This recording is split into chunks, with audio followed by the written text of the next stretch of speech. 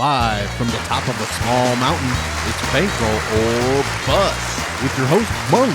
Hello and welcome to another episode of Bankroll or Bust, the world's first and only MMA betting game show. And we are back for UFC, or the remnants of UFC Vegas 93. And I've got three fantastic guests. First and foremost, Couch Warrior. We've got Paul Dahl and the returning champion with 91, we'll just round up, 92% ROI while he's been on this show. I think that's eight wagers so far, 92% Red Beard bets. Let's start with you, Red Beard. How's it going? Excited for this card? And if you got anything to promote, let us know. Yeah, literally just got home from work about 5 minutes ago. But I've got to dig into it a little bit the last couple of days. I mean, like we say with these Apex cards, it's a card. We got fights. Not too excited. I'm a huge Tatsuro Taira fan, though, collecting cards and all that. But I think I might be on the Perez side here, so we'll see what happens. Yeah, it's going to be an interesting one. At least we still have that main event. As you may or may not know, we did lose the co-main because we lost Hamzat next week, and so Alaskarov is fighting Whitaker to step in there. So now Douglas Silva de Andrade is fighting Miles Johns on the co-main event here at UFC Vegas 93. Mike, how is it going? Couch Warrior, please tell us, are you looking forward to the card and promote anything you'd wish to promote? Yeah, I'm pretty hyped for this card. It's not the best name value in the world, but honestly, I think all the matchups are pretty fun. All of them, there's potential for violence. Well, most of them, I would say 90% of them potential for violence. Should be a really good card. I did my own breakdown for this on Tuesday if you guys want to check that out. And I'm Couch Warrior Pod on Twitter and YouTube. And thanks for having me on, Monk. Absolutely. Thanks for doing the show. Definitely want to get, go through, get a ton of people on here, then we can start rotating through again and just keep it super fun and interesting. Unless Redbeard just continues to steamroll everybody, he'll be on every week until then. Last but definitely not least, Paul Dahl. Paul, what is going on? How do you think this card stacks up? And please promote or plug anything you got going on. Well, first I want to say just thank you for having me on, Monk. Really appreciate it. But yeah, I'm excited to watch this card. I wasn't able to watch the Louisville card live. It was my girl's birthday, so I wasn't able to watch it live. But I'll be able to watch this one live. I think like Mike said, there's gonna be a lot of fun fights and probably a lot of finishes on this one. Yeah, my name on Twitter, Paul Dow _MMA. I post all my bets, all my my results every week. If you ever want to see that, it's always good to get some followers and likes on there. Absolutely, never hurts. And then you can get all the direct messages of all the people saying how shitty your bets were after you win 7 and lose 1. So yeah, that's always fun. All right, guys. Well, those are our contestants this week. Again, Redbeard returning champion, and he also has the first pick. In fact, I'm going to move some stuff around. Don't mind me. There we go. There we go. That worked out. All right. So first off, Redbeard, the board is yours.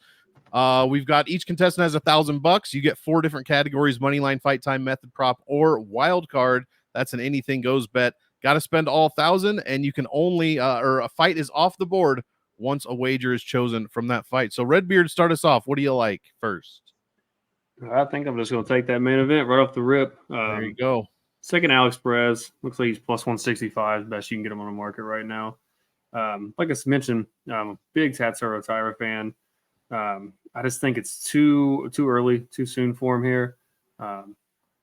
Perez he's gamey. He used to fight once a year. I think he didn't fight for 2.5 years, but this is going to be his third fight this year, which shows he's in shape, shows he's active. He looked great his last fight.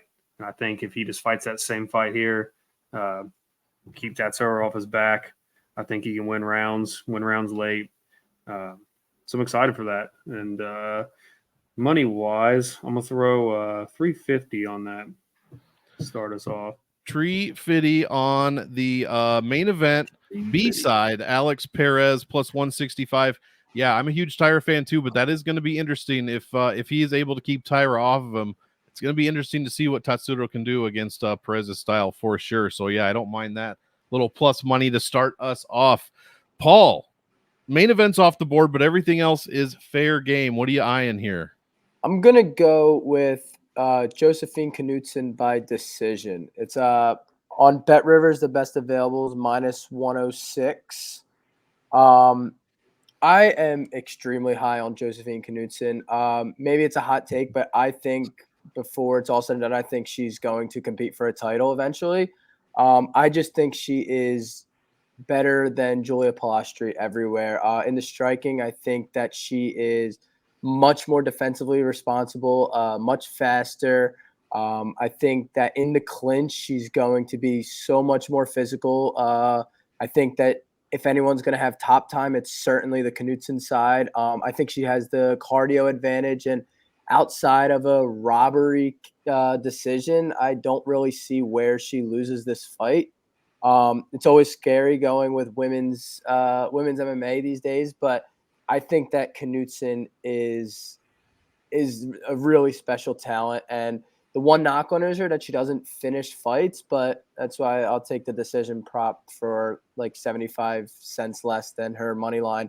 And I'll put 400 on that. Newson decision. And did you say plus or minus 106? Minus 106. Minus. All right, that's what I thought. I need 400 on that one. Yeah, I'm a DraftKings player as well, so I'd love to see Knudsen go all 3 rounds and get me a ton of takedowns and control time and some ground and pound. That would be nice. So Knudsen decision over Palastri, minus 106, 400 on that. And I put it in Couch's thing. Don't worry, I'll fix it while you are talking, Mike. What have you got for your first pick coming off the board? I'm going to rock with Tagir by sub. For me, like I like Van a lot. I mean, who doesn't? He's really fun. He's a great striker. But at the end of the day, I think Ulanbekov is just a different level, especially on the ground.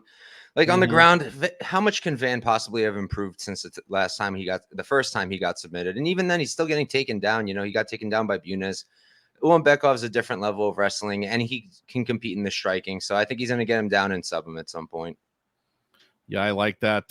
Yeah, it would about half of his UFC fights, I think, at least are subs here. What was your line that you found, and how much would you like to put on it out of that 1,000?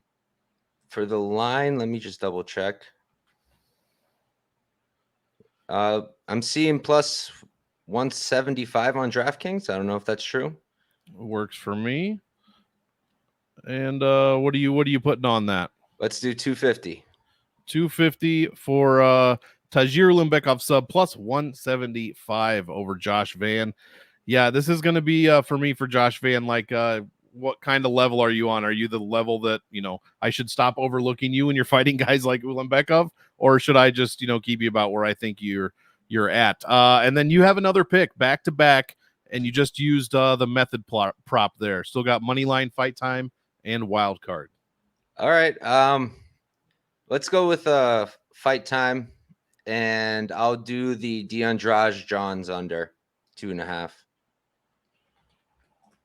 DeAndrade, if I could spell, and John's under 2.5. What's the line on that one? I'm seeing plus 145 on Bet Online. Plus 145. And tell us why you like that now co-main event under. Yeah, I mean, both guys have crappy chins. I can see either guy chinning the other one. I think DeAndrade is a little bit more likely to get a finish just because he's like super dangerous. I love the knees and the elbows. I think he can really mess up John's. And both guys are low output. So I think it'll come down to damage. I think Andrade can finish him. I think Miles can finish him. So I'll take the under. I like that. And what do you want to put on that one? Let's do 150 on that one. 150 on the DeAndrade Johns under 2.5. Plus 145. Yeah, I'd have a hard time thinking that goes all 3 with DeAndrade in there. Paul, what do you got for your second pick? Used the method prop already. Well, I was hoping for that DeAndrade Johns over, and he stole right from me. So I'm gonna go money line. I'm gonna do Josh Quinlan money line. It looks like the best available is minus 120. I don't love him coming back on such short note after getting knocked out brutally, but I think that he has Adam Fugit. I think he's going to be so much faster than him. I think the durability edge, the power edge is very drastic here. Adam Fugit just seems so slow to me on the feet. He's so hittable. And I think Josh Quinlan's getting a lot of hate for fighting 2 guys that can actually keep distance very well in Trey Waters and Danny Barlow, where Adam Fugit seems to get into firefights, and I don't think that's really going to end well here. I don't think Fugit has much wrestling upside. I mean, I think Jason Witt is, for as chinny as he is a pretty decent wrestler and control grappler, and he couldn't hold Quinlan down for more than 30 seconds. So I don't really see Fugit getting much top time here, and I think Quinlan probably knocks out Adam Fugit sometime in this fight. I also think he can be the one that can win some minutes in the grappling too. So minus 120, I like that on Josh Quinlan. I'm gonna do 300 on that. 300 on the Quinlan money line, minus 120. Yeah, I enjoyed his first fight for sure, and I was excited to see kind of what this guy can do. Still very few number of fights under his belt professionally, so the sky's kind of the limit for this kid. So I'm kind of looking forward to this fight 100%. Is it back on the main card, or no, they bumped it down, it looks like. All right, where are we? Redbeard, take us to the halfway point. You've got your money line pick already. What are you looking at now? I'm going to go with a method prop, taking Garrett Armfield decision. It looks like around plus 200 is best you can see it on the market. I just think he's another level above Brady. Brady's got decent volume, but I mean Garrett's had some nice finishes. I mean, he just coming off a huge upset over Bracketona, who just looked amazing last week. I think he's just another level above here. I don't think he's going to finish Brady. Brady might even be able to come back and win a third round. He keeps on pushing. He's tough. So I think that plus 200 is a good number there. I'm a favorite. There you go. What do you want to put on it? Let's throw 200 on that. 200 on the Armfield decision at plus 200. So there we go. And we are halfway through, guys. A few of the 3 of the 5 main card fights off the board. Here come the prelims. I know everybody's looking at that Weston Wilson money line. So Redbeard, what have you got for your second pick coming around the turn, or third pick, excuse me? Well, I don't really have a time prop I like, so I think I'm going to waste a wild card spot here. Let's go with Shaolin Nurbeke, taking the plus 3.5 there. It's minus 200. Whoops. I actually like Melky Costa too. I'm going against all my guys I like here this card, but I think Nurbeke's he's got the power to finish the fight. Costa is looking a little chinny. Costa could win some rounds early. I don't know. I think this is one where Melky's going to get chinned, or it's going to be one of them split decision fights. Start the card off. First round fights, I know they've been throwing some bangers on there. A lot of them been ending early, but I think if there is a finish here, it's going to come from Shaolin. And if I'm hoping it's going to be close. I'm hoping, because I need to round an underdog around that price on DraftKings. So that's the guy I'm looking at. How much you want to throw on it, and what did you say the odds were again? It's minus 200 on that. And I'm going to throw 300 on that. So the Shailon plus 3.5 is minus 200, and you're putting 300 on that, leaving you with 150 for whatever fight is left on your time prop. Here we go. All right, Paul, you've got fight time and wild card. Anything goes for that one. 5 fights left. There it is. I'm gonna go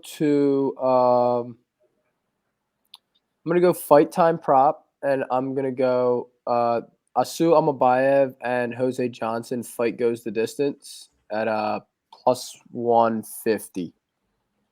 I think everyone's expecting a submission here, but I think Jose Johnson's a pretty decent defensive grappler.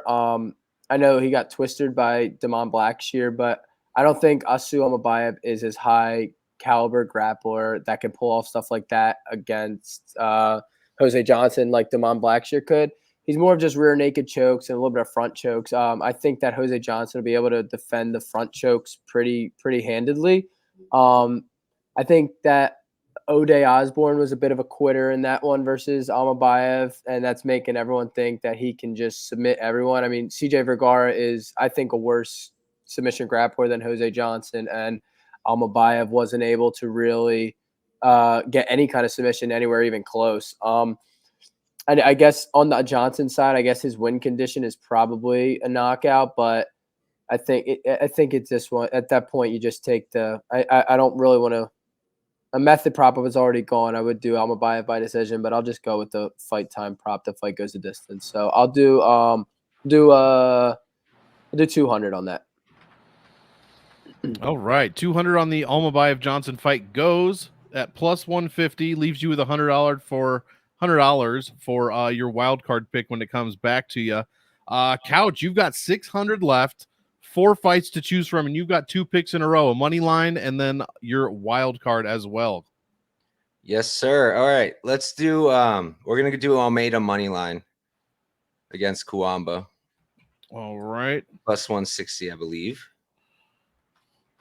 Plus 160. What do you want to put on that out of 600, and why do you like the underdog there? We're gonna rock with 500 on that one. All right. I just think it's an atrocious line that doesn't make any sense. Like, I think a lot of people are assuming Kuamba can get a takedown here, and I'm not sold. I'm high on Kuamba. I had him in both of his last fights, the one he won, the one he lost. But I'm not sold that he can take down Almeida. I think Almeida's takedown defense is pretty good. The Pat Sabatini fight doesn't mean anything here because Kuamba is nowhere near that level of a grappler. And if you're telling me this is a striking fight, like how on earth is Kuamba going to cover whatever it is now, minus 200, minus 190? It doesn't make any sense to me. Almeida has higher output. Almeida's a good striker too, good body work. And he's going to have the finishing upside, in my opinion, because I think he's much more powerful. So I'm going to rock with Almeida. Love it. Love getting the underdog looks in here. And he's committed on that one, folks. 500, half the roll on Lucas Almeida. I love it. Finish off your 4 picks with your wild card. You got 3 to choose from.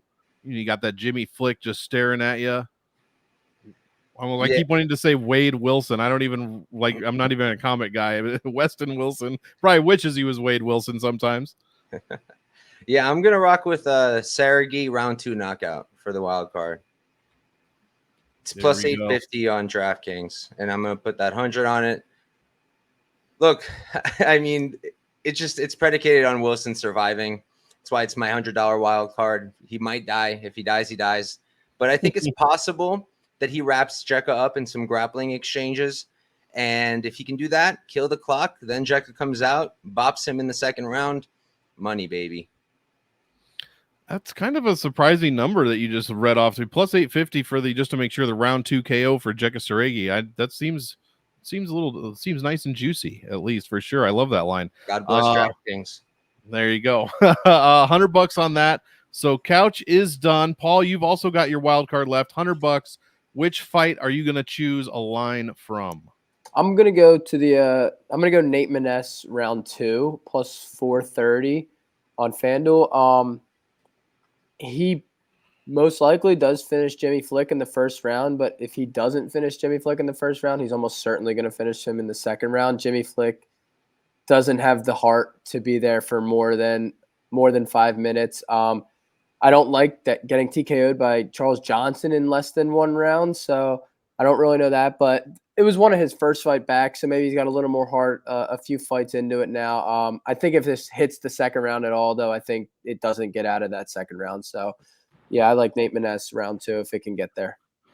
Yeah, I like it, barring, the flying reverse toe hold or some shit like that. Yeah, I kind of I'm on that side. Is Nate Maness cutting?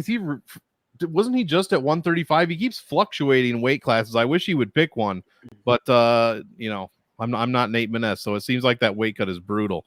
So there we go. All 4 for Paul are in, and Redbeard, the returning champion himself, gets Gabriela Fernandez and Carly Judice. What line are you forced to play from this fight? Yeah, I don't know. Or maybe you actually like one. Fight time prop. No, I don't like it, but I'm just going to play juice. Also, Lucas Almeida earlier, he's showing plus 170 on Caesars. If you want to get a better line on that. That would be nice. Oh, there we go. Yeah. Thanks, and dude. if you win by less than $10, you owe me. There we go. Yeah, exactly. That would be good. That would be good. But no, for that fight time prop, I'm just going to play juice and play. The fight doesn't start round 3, minus 300. Try to get $50 there on that. I think that's the best you can do with that fight. Gabriella, she might. I think she's going to surprise some people here. She's not going to get taken down. Not going to get 10, 11 minutes of control time on top of her. But she throws some hands. She might be able to finish the fight, but I would be surprised. It's minus 300 for a reason. Is that doesn't start or starts round 3? That it starts round 3. Thank you. I might have said that wrong. No, I don't. Maybe not. I'm trying to listen to. I'm picking out the odds and the exact like what's my acronym here and how much did he put on it. So I haven't mastered that yet. So Fernandez Judice or Judice, I'm not sure how you say it. Starts round 3. Minus 300. We'll see if I remember what that means or if I should probably change it before we go. Well, there we go, guys. That is 12 fights on this Apex card. We've got 12 bets from 12 different fights from some very, very sharp people. So be sure to share this with your buddies that bet, and we'll do a quick recap and get you guys out of here. Alex for Redbeard, Alex Perez plus 165. Fernandez Judice starts round 3 minus 300. Armfield decision plus 200. And Shailan plus 3.5 points minus 200. For Paul, moneyline Quinlan minus 120. Almabayev Johnson fight goes plus 150. Knutson decision minus 106. Nate Manus round 2 plus 430. A nice juicy line there. And then Mike with his moneyline Almeida plus 170. The assist from Redbeard there. Deandraj and John's under 2.5 plus 145. Ulanbekov sub at plus 175. And Jekka Saragi, provided Wilson survives the first round 2 KO, plus 850. I love that line. So there you have it, guys. I mean, again, 12 wagers from 12 fights. What more could you ask for? I want to personally thank my 3 guests for making the time to come on. I know it's getting late on the East Coast, so we'll get you on out of here. And as usual, we want all of you to enjoy the fight. So enjoy, and we will see you in the next one. I love this stuff. Only come here if you like that stuff.